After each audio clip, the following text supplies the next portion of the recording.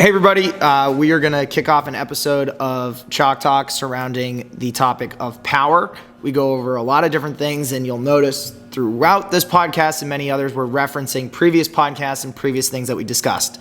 In the world of strength and conditioning, we know very well that it's all kind of interconnected, and we'll probably spend a lot of the episode talking about all of those different connections. So if you haven't, be sure to go check out previous episodes, especially the ones with Coach Brez, where we take more of this performance dive into things. So go check those out. You can find everything on platform.com. That's PLT4M.com. Coach Brez, we're going to jump into power. Ready to go? Yes, sir. This is Chalk Talk presented by Platform. Let's go.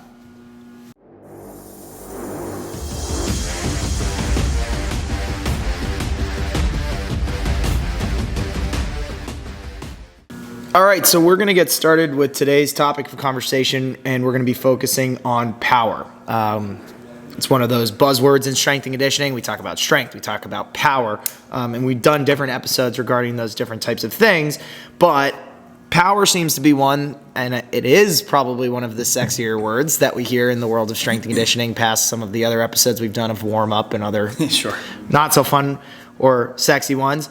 Power, I hear a lot of different things when it comes to like plyos and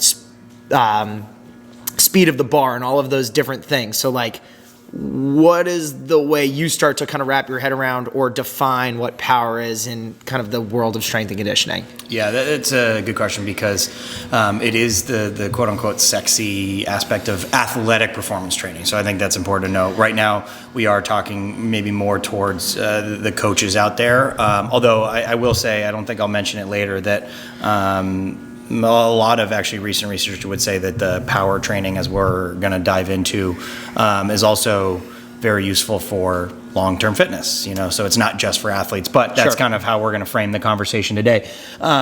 Because power is one of those things that every coach and athlete is looking for, and it's worth defining what the different types of power are and what we're actually talking about when it comes to training, because there are little kind of differences amongst aspects of training that are all power related, or what are people actually talking about when they say I want power and all those things. So worth defining.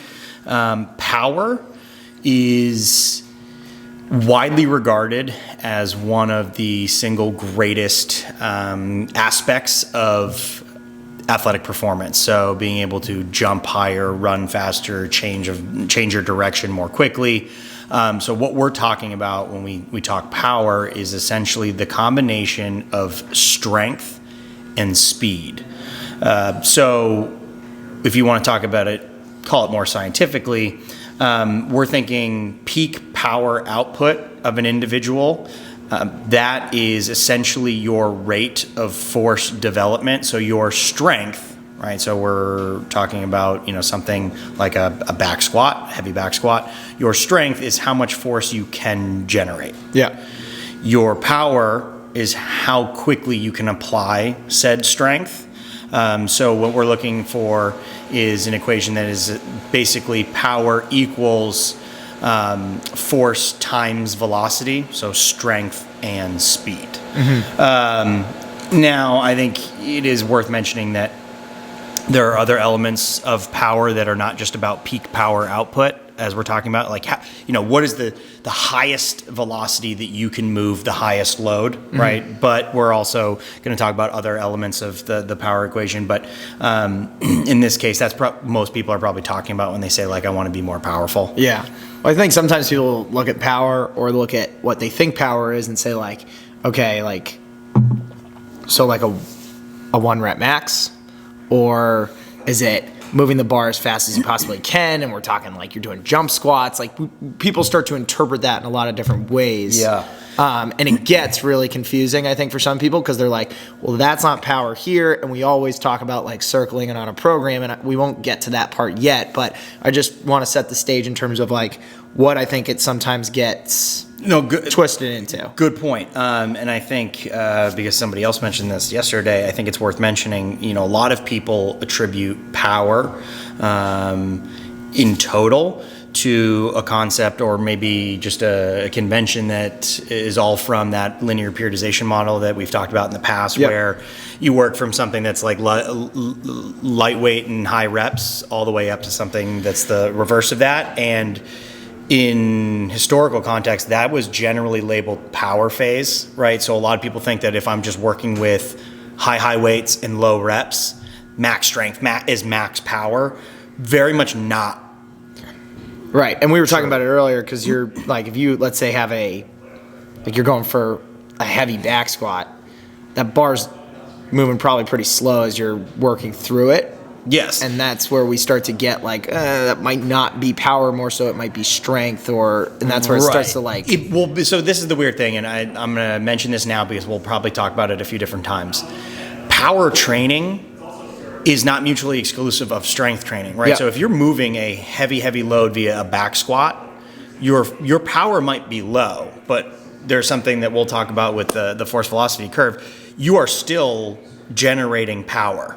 Okay. And it's part of power training just as much as something that's very, very light done very, very quickly is. It's just on the other end of the spectrum. Right. So yes and no is that power training. Right. It's not necessarily power training in the sense that is that the single greatest way, or if you only ever do heavy back squat, will you increase your power? No. But it is worth mentioning that, there's a lot of overlap here, so I'm going to try not to be black and white while also being clear at the same time, which will be tough. I think maybe the easiest way, I read this somewhere, which was if you think about power, right, the expression of power that we're going to talk about here is, think about a 4-lane intersection that you are going to cross the road. You have the strength to get across the road. It's whether or not you can get there before the light turns is your expression of power. How quickly can you get it done? Yeah. So you might be able to lift 500 pounds, but if you have to do that very, very slow, your expression of power is low. Mm-hmm. If you can move that same load maybe twice as fast as the guy next to you, your expression of power is that much higher. Yeah. So it's about how quickly you can get a task done under a heavy load, under a light load, under a moderate load. Yeah. So there is no, and I really want to make this clear, is like, you'll see a lot of people that say like, okay, I'm going to do power training. I'm only ever going to do light weights really, really fast. Like, that's one part of the equation. Yeah. So that kind of leads into probably where we're starting to trend towards. I don't know if we're quite ready for it yet, but like you've mentioned the word power training a lot. Like you said, sometimes in the more traditional or old school ways that we've seen power be described in training, it's in that like linear periodization or the rep schemes and things like that.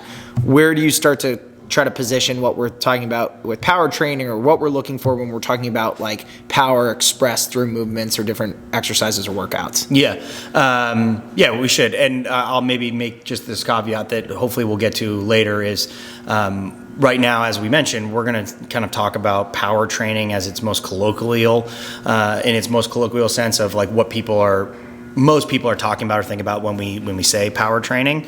But there is a whole other side of things, which is like sustained power output. So like work over time. So how much work can you do in 30 seconds rather than like how fast can you move a barbell, right? So that's not just in a 5-second increment window. It's in a 30-second, a minute and a half. And that's where we get a lot of that kind of capacity talk that we mentioned in other podcasts. So that's very much also power. You can have anaerobic power and aerobic power. We're going to talk more in the, call it strength world, power, peak power output. And what that looks like is, there's a number of things, right? So first and foremost maybe is, and we talked about this in our energy system podcast, which is sprinting, right? So your highest velocity of movement is going to be, body weight, projecting yourself forward, sideways, etc. Change of direction. So the ability to accelerate from 0 to 60 and then the reverse. So the creation and absorption of force. Absorption is actually technically not true. It's the creation of force that opposes force, which slows you down. But it's easier to think about like how quickly can I accelerate and how quickly can I decelerate. So think traditional speed and agility work. Then think plyometrics. So that could be loaded, that could be body weight, from simple tuck jump to a box jump to med ball tosses, things like that, in which you are going to move a light load very quickly. And again, it's not, do you do that 50 times? You're trying to do, just like a heavy set of squat, you're going to do maybe 5 to 6 reps, but you're going to focus on complete output in terms of how quickly can you move something, right? Yeah. So like the box and a lot jump, of times those words, like, they connect the two words of like power, explosiveness. Yeah. And like we've talked about in previous podcasts, like you mentioned, is like sometimes we're talking about some of these things, those movements, we think we're training maybe power, but we're more so conditioning. Like if you do it 50 times, you do it 100 times because it's part of a workout or part of like a more like Metcon or conditioning, that's one thing. But in terms of like the power, you're more so saying sometimes we want to mimic that same like lower so we can get the most out of it. Just like in the sprinting in itself that we've talked about before, where if you want to improve your top end speed, like what is the highest speed you can achieve, you need to make sure that you operate with the right work to rest ratios, the intensity of your movement. If you're not sprinting at 100%, you're not going to improve your 100% sprint. Right. If you're not jumping or throwing or slamming with that same intensity, you're not going to improve the peak output. Now, to your point though, as we mentioned, if you're doing something repeatedly, right, there is benefit to low intensity repeated plyometrics or ballistic movements or dynamic effort movements, because they do play a part as well. Right, for sure. We're not avoiding them, we're just putting them in a different kind of context. This is where it'll get the gray area. Right, if you want to improve, say, your vertical jump ability, just 1 rep, you want to train in such a way that you are improving peak power. Okay. If you care about the ability to do something repeatedly, which I would argue is just as important for sports teams and team athletes, then you're going to be doing both. Sure. So like I said, sprinting, change of direction, plyometrics, landing and jumping and landing, all the different kinds, unilateral, bilateral, with light load, without light load, a lot of different things. And then, of course, this is third on the list, but in no way, shape, or form least important, is your Oli lifts, from variations like a dumbbell hang snatch to your full clean. If you're somebody that snatches, they are 1,000% a very valuable tool for power development, peak power output, etc. You might actually get a higher total power output from a loaded jump squat, but that's not to say that you're only supposed to, work within that highest range of intensity for the improvement of your entire ability to exert force. So I think I've mentioned a few times, so maybe it's worth just kind of talking about it. There is something called the force velocity curve, which, if we can figure this out technically, we might pop it on the screen right now. So maybe we can talk about it. Long story short, you can talk to the tech guy. There's an inverse relationship between force and velocity. So the higher force necessary, aka the higher the weight, the lower your velocity, right? We know that. If you're going to lift 500 pounds and you're going to, let's say back squat. Let's say you have an empty bar back squat and a 300-pound loaded bar. And I ask the same athlete to perform the same movement with the idea of moving as quickly as possible. Which one's going to move faster? The lower weight. Yeah, absolutely, right? We know that. I'm going to be able to fire up out of that thing. So they're going to operate on different ends of the spectrum of this force velocity curve. But the point is that it is a continuum, aka they're all connected. Yeah. Right. So you that need doesn't. Both. It just depends on what you're more drawing into at any given time. Correct. And what your goal is not to take one point on that curve and improve it. It's to improve the whole curve. Yep. And we see that all the time. I mean, like I think the favorite thing to people throw around is want to get better at this, lift. Want to get better at that, lift. So sprinting's one of them. Sprinting is probably... Sprinting's all the way at the bottom, right? On one end of the curve. Velocity, lowest force. Right. But people all the time talk about, like, to get better at sprinting, do the things higher up on the curve because it's going to help you get there. 1,000%. And that's a natural segue. Maybe I'll just mention it now.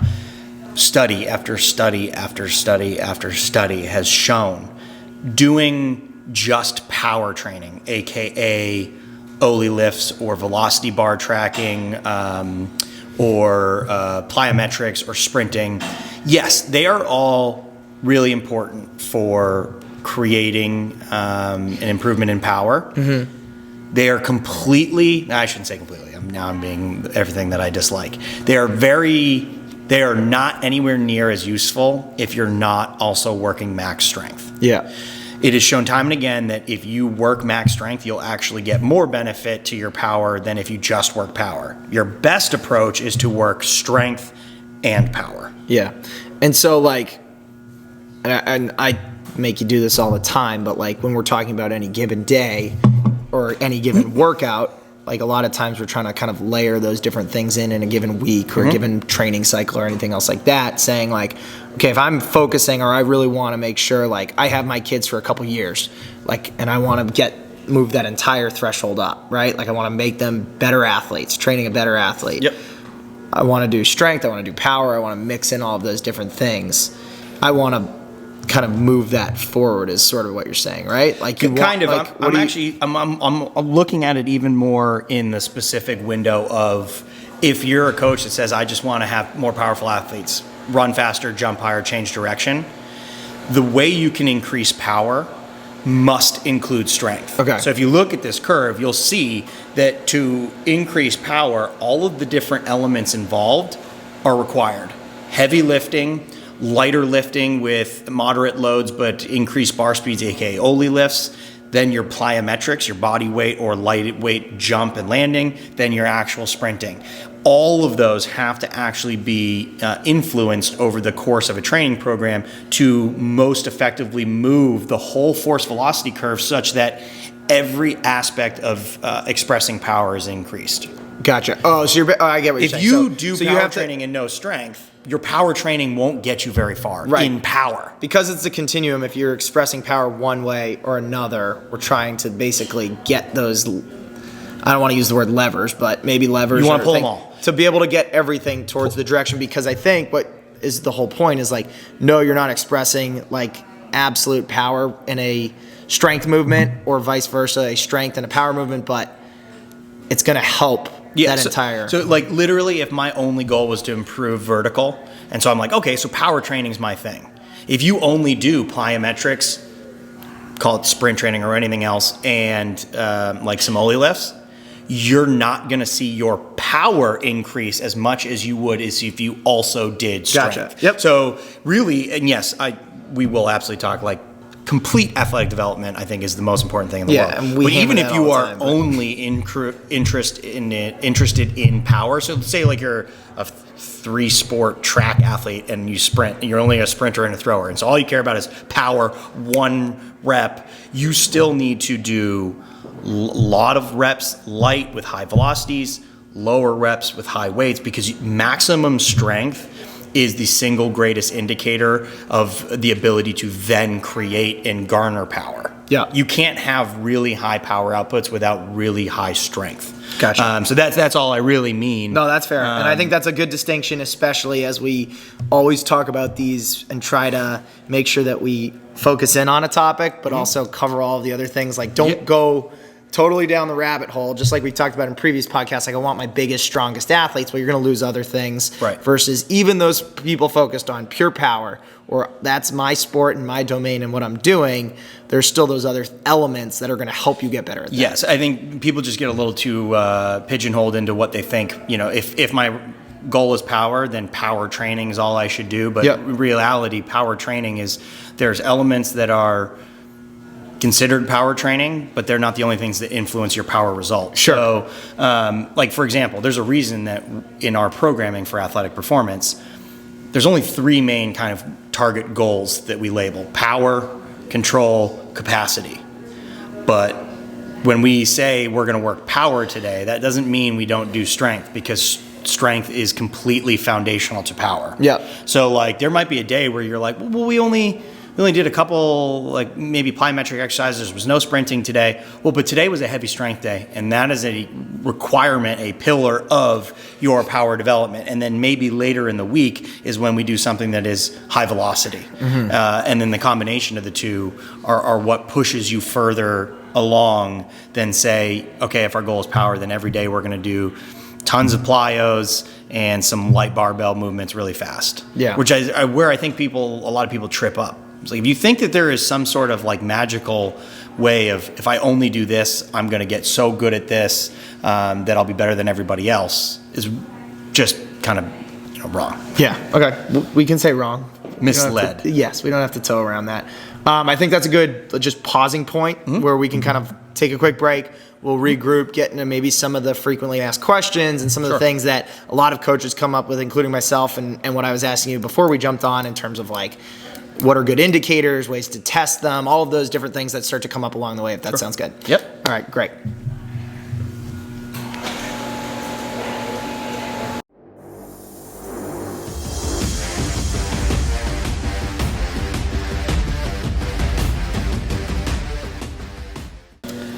All right, we are going to jump back into the second half of our conversation around power. Before I do, I say this more towards the end of the episode, but I think a lot of these conversations kind of spin off questions that I have, but also the people listening and people watching.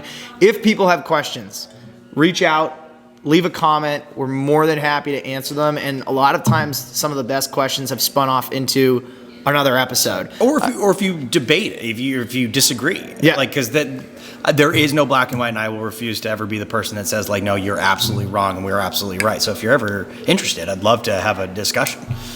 For sure. So second half, we're going to jump into maybe kind of some cleanup and some things that we maybe didn't get to, and one of which I hear a lot of, and we've talked about it on previous episodes of what we're testing and why, but like, I want to measure my athlete's power. Sure. I want to know if they're powerful. And immediately what jumps off the bat to me is we're going to do a vertical. Yep. We're going to maybe do a power clean and get a number for that, or there's other tests involved. But like, that's what I hear a lot of people asking of, like, what can I do to measure my athlete's power at the beginning of a training cycle or when I get them, and then towards the end of it? How do I know I'm moving in that right direction of that curve we just talked a lot about on the first half of the episode? Yeah.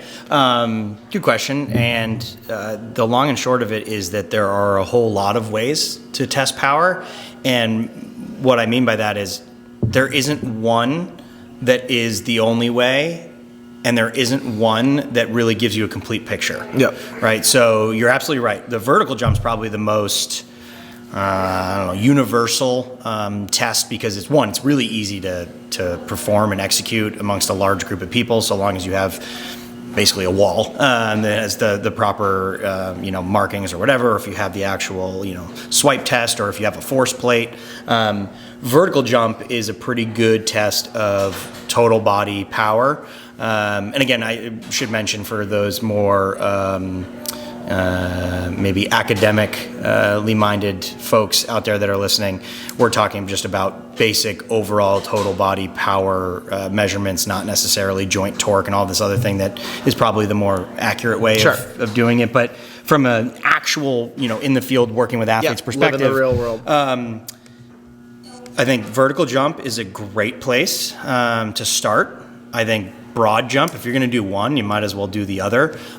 Each of those also, I would really suggest looking at. There's an old one called like the Lewis formula, and a newer one that's an unnamed way of basically standardizing distances and heights for body mass. So like, obviously, like, one of my really large 300-pound linemen might be extremely powerful but only have a 20-inch vert, versus the light kid that's maybe half his size and jumps 36. Who's more powerful, right? Like, that doesn't necessarily standardize for the two. So it's not to my point earlier, the vertical jump is not a direct reflection of who is most powerful based on your inches off the ground. Yeah. Right. So there's obviously other standardization based on size and everything else. Yeah. I think even without doing those equations, a really nice way is to think, instead of one test equating to power, do vertical, do broad jump, do a max rep in whatever Oli lift you might perform. Yeah. Do maybe a anaerobic power output via like the Wingate that the NHL uses, which is the bike against resistance that gets peak and average power outputs, or a 500-meter row, 400-meter sprint. Yeah. And your max squats, deadlifts, et cetera. Because we said, if you're going to do maybe if you want to test and see, again, I think of strength as inside of power. So if you want to say, all right, in the world of power, how have we improved? Yep. All right. How has our sprinting improved? So maybe your flying 10s, your 40-yard dashes. If you have timing systems, great. If you need to go slightly longer distances so that you can actually time them accurately, that's fine too. Yeah. So you've got your one end of the curve testing, aka sprinting, then maybe slightly up with your plyometrics, aka broad jump, vertical, whether or not you standardize. Maybe you don't if you then do the next level up, which is your Ollie lifts, or maybe your shrugs, your jump pulls, or whatever you do. And then at the top, your strength. You could standardize for each of those. Maybe you do it by body weight. What is your ratio of strength to body weight? And all of those combined give you a picture. And if you want to get fancy, create a value for each of those, add those up and say, this is my power coefficient, and this is how we say, all right, your power score as an athlete is 105. What does that mean? It doesn't really mean anything to anybody other than the kids that go through your program. But it's relative to everybody there. Sure. And you have it, historical data over time. And so that's why I'd say, yeah, vertical jump, great. Wind gate, great. Broad jump, great. Ollie lift, great. Yep. But only so long as it's one piece of the larger picture, because power, as we've talked about, is not one entity in and of itself. Okay. Or I'm sorry, it's not expressed in one very specific way. That's the only way to track it is jumping high. Yeah. And that's a good answer there, which leads me to one of our favorite questions, or maybe probably one of your least favorite questions when I throw this at you, because it's hard to answer. Where do you see it? Is, go there? No, I'm not going to go where do you see it. Okay. Actually, I am, but in more so the sense of like, because you talked about the one rep, or this or that. And the question we get a lot is, well, like a lot of times we try to associate these things to rep ranges. And like there's the power rep ranges, the strength rep ranges, and all of these different rep ranges. Is that a fair way to try to like put that into a category if you're looking to like be somewhere on the scale, you're at a certain percentage or certain reps? Okay, all right. You're saying you're not talking about maxing, you're talking about like from a programming perspective? Yes, now I'm going past the programming. You've tested, we've talked about testing. I think you did a great job explaining that. Good job. Thank you. Now people start to be like, all right, now we're training it, and I'm looking for the rep ranges and the percentages and all that other stuff that comes into the actual programming. Yep. And this is relatively self-explanatory when you think about it, because if you are familiar with the curve, right? So if you're going to work on the high end of the curve, strength, you're going to need high intensity, call it 85% or more. And obviously, how many reps can you do at 85% or more? 5 or less. Yep. So if you want to work strength on the strength side of the power curve, 85% higher. Then you literally can just work your way down that curve. The lower the intensity gets, the higher those percentages. The lower the percentages get, aka the intensities, the higher maybe you can do in terms of reps. But what I would argue is if you're looking for peak power output, you never really need to do more than a few reps at that given intensity level, right? So you might be moving a far less load, but you're going to move it a lot faster. Okay. Right. So I'm not saying that when you get down into a 70% of your hang clean, do 20 reps, right? Because now you're just into conditioning. You're looking at expressing the most velocity per rep. Sure. So the answer, again, as you just alluded to before you asked it, it's not necessarily black and white, because you might get into body weight with regards to plyometrics, but that doesn't mean do 40 reps of a box jump. Okay. So I would actually probably think of it as entirely relegated to the percentage and forget your reps. Reps should always probably be relatively low. Okay. And your rest should be relatively high. Yeah. Right, because you're looking at peak anything is going to require you can't a lot do it of effort. 100 times, like you said. You can't do it 100 times, and you're going to need rest. Yeah. Right. So think of it as the lower end of the rep spectrum, but you are going to keep the relative intensity high. Yeah. So if you're working at a far lower weight, every time you notch down the weight, the velocity of the bar is going to go up. Okay. Or the velocity of your body is going to go up. Or, so if you work from a heavy squat to sprinting, you're going to move a lot faster under far lower weight. Yep. I don't know if that quite answers. No, it does, and that's a good way to segue into another frequently asked question that we get is, well, so should I get something to monitor bar speed? Or, you just said it like 3 or 4 times in that answer is you're talking about velocity and all of this other stuff, and you see some of those things that tell you, all right, you're moving at this speed, the bar's moving at that speed, you got to keep it above this range. Like, is there value when you're trying to train for power and that type of stuff? Is there value? Yes. I think from a high school weight room standpoint, I'm far more concerned with making sure that we are moving competently and just saying we are looking for bar speed here. Yeah.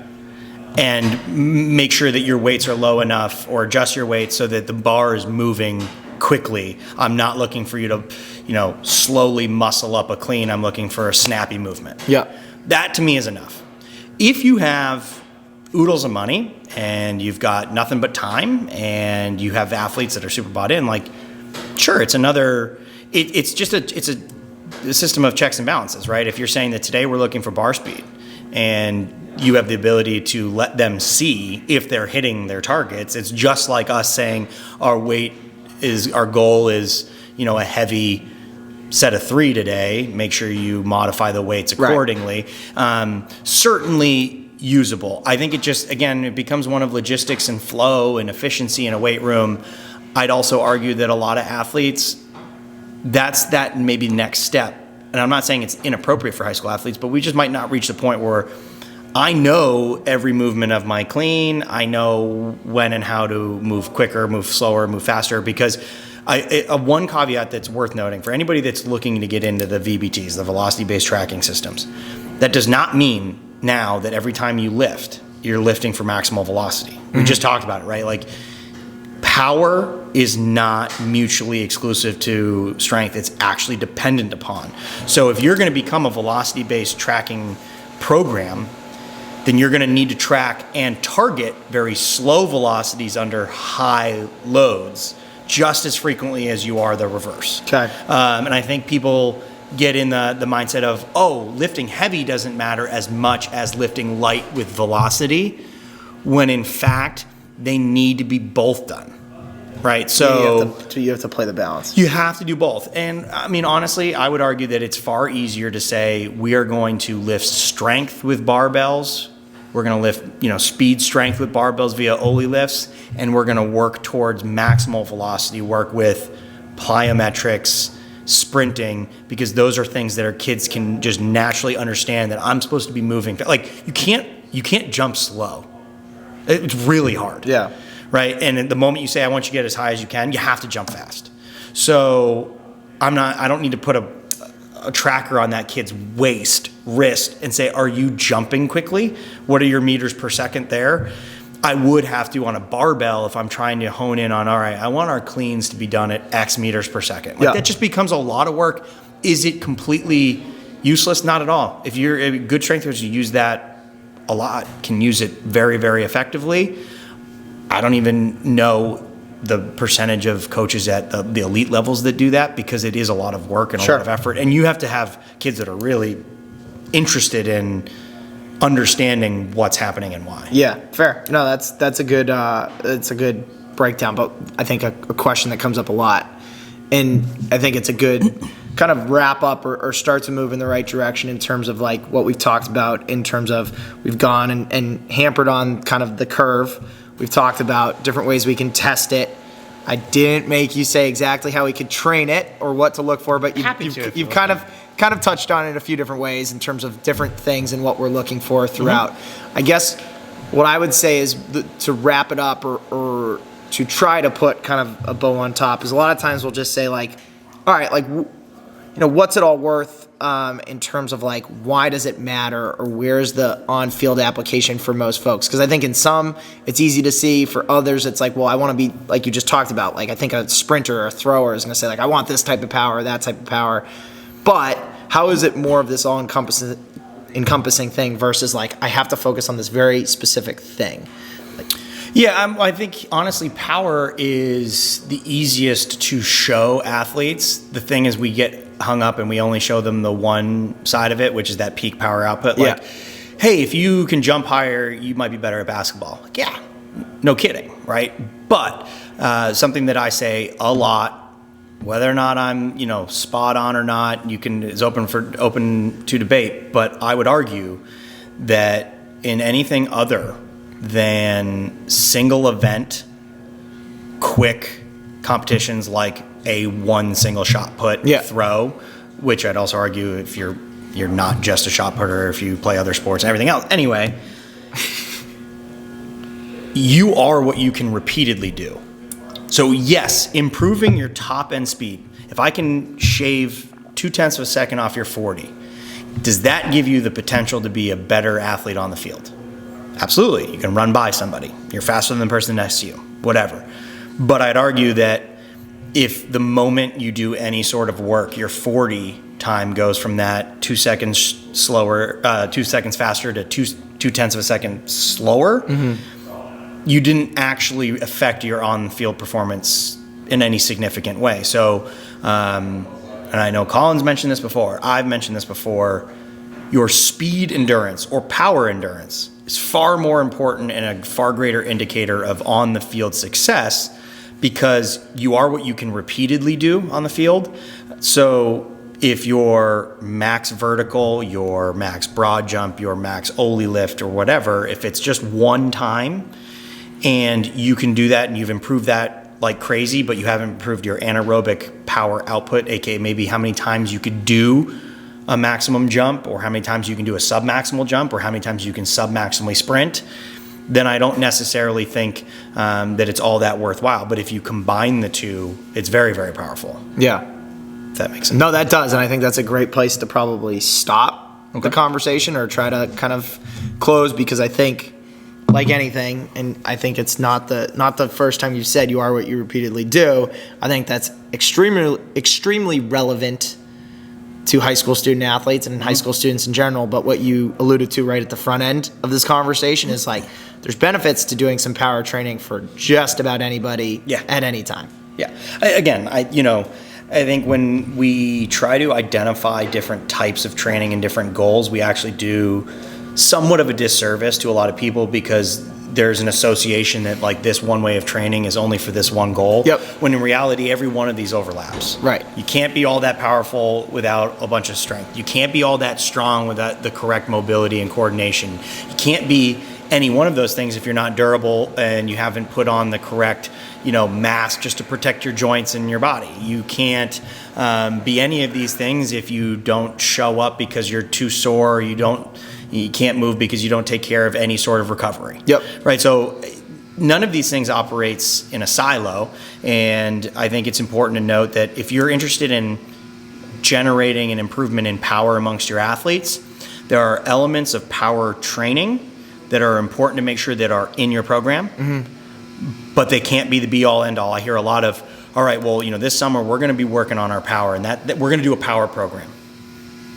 That's fine, but if all you're doing is plyometrics and sprinting, your ceiling is a lot lower than if you did a bunch of strength work with plyometrics and conditioning. Yep. And then I think that's where a lot of people kind of get tripped up, is to think that there's one answer to one question. There's a lot of questions, a lot of answers, and they all need to be worked at the same time. Yep, absolutely. And that's why we have this podcast. I think that's a great place to stop. A reminder of what we took at the break, and just in general, please reach out to us for all of those questions that might come up along the way, whether it's in a specific part of training, it's in a platform program, a program that you're using, anything else like that. Reach out to us. We're happy to chat and go over anything that you want to do and touch on it in future episodes. So with that, thanks for everybody to tuning in to this episode on power. And remember, at Platform, it's always in pursuit of better.